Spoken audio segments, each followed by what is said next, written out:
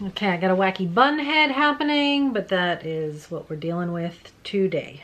Hey, Noelle_the_first here. So in this video, I want to talk about why you should date a younger man. So if that interests you, go ahead and hit the subscribe button and stay tuned. Okay, so my husband is 7 years younger than me. Okay, technically it's under 7. Technically it's like 6 and a few months. I know that when I first met him and I found out how old he was, I kind of ruled him out a little bit. I think partly for myself, because I think a lot of women do this. You have an idea of who you should be with, and it's usually, you know, in a specific age frame, right? And maybe you think, oh, maybe my age, maybe a little bit younger, but most likely a little bit older. That has been the sort of long-held tradition with women. That's changing, as it should. But 6.5, 7 years, it was a little bit more than I had originally planned on. But in the end, it really didn't make a difference. And here's why. You know, my husband is a very responsible, non-party type of person, despite the fact that he has like party hair. You would think he's the guy to go buy pot from, but he is absolutely not. People have tried. He was getting his MBA at the same time that he was running his own business, right? So this is not somebody who shies away from responsibility.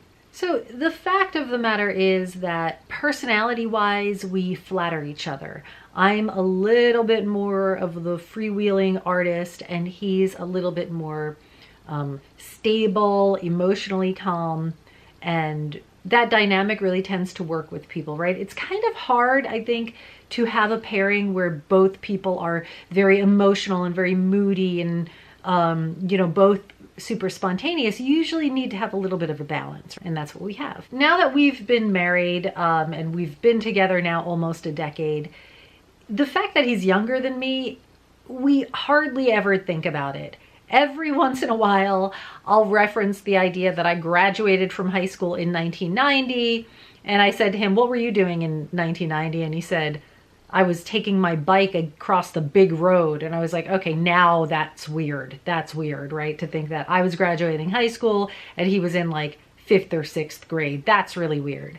But when you're close to middle age, when you're, you know, whatever, late 30s, which I met him when I was in my late 30s, and I think he was 31.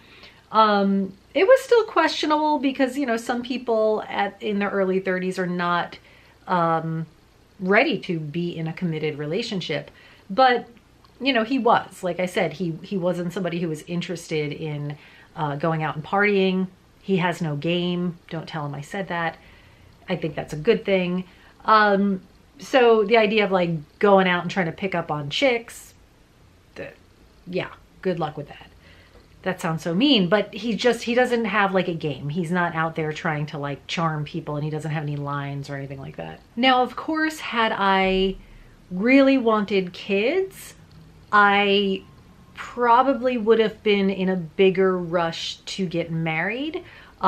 He definitely took his time proposing, and there was a little bit of, you know, conflict there, because he kept saying, you know, it's coming, and then it was like 3 or 4 years later, I'm like, well, where is it coming from? When is it coming? What are you talking about? But I wasn't, you know, and neither was he, you know, so we've both resigned ourselves to the fact that we're not going to have kids. And his father is really kind of pragmatic and you know, very accepting of these things. He said, you know, it's not like your life is going to be better or worse. It's just going to be different than somebody who has kids, you know, and you can travel more and you'll have more freedom, which we do and we like. You know, I would say that in the very beginning, meeting his friends, there was a little bit of like reluctance on my part. I didn't want them to know how old I was. And so I was just kind of, I didn't offer up that information. I think most of his friends now know how old I am, but in the beginning I kind of kept that under wraps, and he certainly doesn't go around advertising it. But when it would come up, all of a sudden there'd be like, oh, you know, there's this surprise. And sometimes that was fine. Sometimes it was a little bit uncomfortable. You know, of course, yes, our music references are a little bit different. You know, some of the main shows that we watched growing up are a little bit different. But what's interesting about that is even if we were exactly of the same time period, I think that our musical tastes would be very different anyway. So I don't know that it would have made that big of a difference. But that kind of stuff, you know, people put so much importance on that stuff. And, you know, unless you are both like, I don't know, musicians or something, and you're both, you cannot stand the other person's style of music, I just don't know that that really matters. I know many people out there will disagree with me, but like, you know, if you have a huge record collection that you're really proud of and you own a record player, and you're real snobby about music, then yes, that probably would make a difference. But for us, it didn't, you know, we didn't really care that much. So go ahead and comment below. I would love to know your thoughts. If you're dating somebody younger, if you are thinking about dating somebody younger and just have reservations, I would love to know that. But if you like this video and want to see more like it, go ahead and give it a thumbs up, hit the subscribe button, and thanks so much.